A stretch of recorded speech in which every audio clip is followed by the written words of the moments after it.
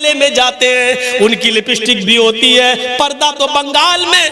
دکھائی نہیں دیتا ہے۔ میرے بھائیوں، جہاں تالاب کے اندر ایک طرف لڑکے اور دوسری طرف لڑکیاں اس سے محفوظ نہ رہے،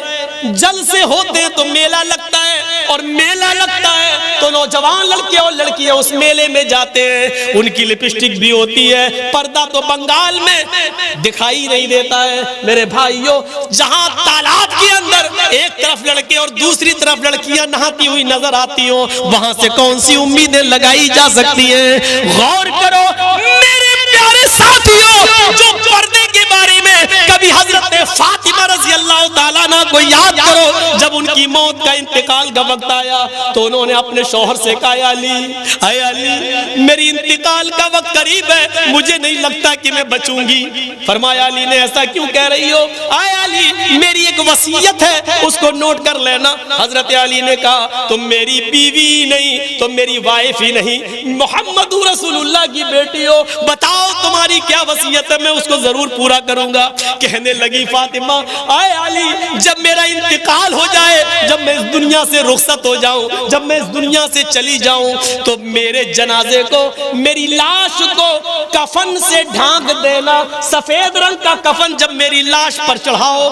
تو میری لاش کو میری چارپائی پر بٹھا کر جب قبرستان کی طرف لے کر جاؤ تو آئے علی رات کے اندھیرے میں لے جانا، عشاء کی نماز کے بعد مجھے قبر میں دفنانا، دن کے اجالے میں دفن نہ کرنا، میری قبر کو دن میں، میری لاش کو دن میں نہ اتارنا قبر میں۔ حضرت علی نے کہا، اے فاطمہ ٹھیک ہے میں ایسا ہی کروں گا، لیکن رات میں ہی کیوں؟ دن میں اگر تمہارا انتقال جلدی ہو گیا اور جلدی دفن ہونے کی نوبت آ گئی تو تم رات کی وصیت کیوں کر رہی ہو؟ دن میں کیوں نہ دفن کروں، رات میں کیوں دفن کروں؟ تو حضرت فاطمہ کا جواب یہ تھا، میری ماں اس جواب کو سنو، میری بہنوں اس جواب کو سنو، اور میری قوم کی بیٹیوں اس جواب کو سنو، اور اپنے آپ پر ماتم کرو آج جو تم ننگا ناچ ناچ رہی ہو۔ حضرت فاطمہ نے کہا، اے علی میں نہیں چاہتی ہوں کہ میرے مرنے کے بعد مجھے جو کفن پہنایا جائے، میں نہیں چاہتی ہوں کہ میری لاش کو جب چارپائی پہ اٹھا کے جنازہ آگے بڑھایا جائے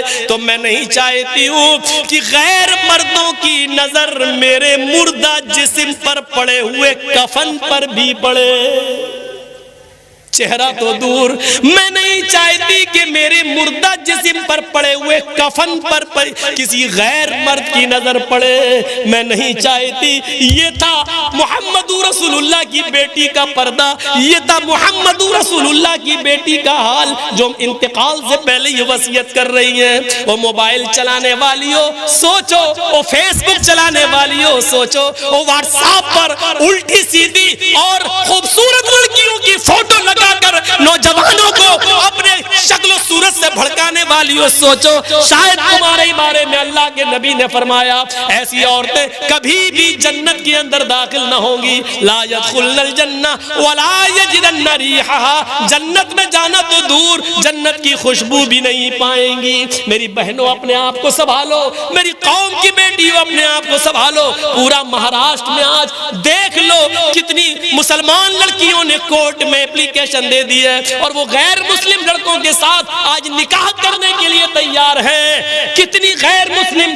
کتنی مسلمان لڑکیوں نے غیر مسلموں کے ساتھ نکاح کرنے کے لیے اپلیکیشن دے دی اور کہہ دیا میں چاہتی ہوں کہ میری شادی ان کے ساتھ ہو، میرے باپ اور میرے بھائی مجھے روکنا چاہیں گے لیکن میں بالغ ہوں، میں اسی غیر مسلم کے ساتھ اپنی مرضی سے نکاح کرنے کے لیے تیار ہوں۔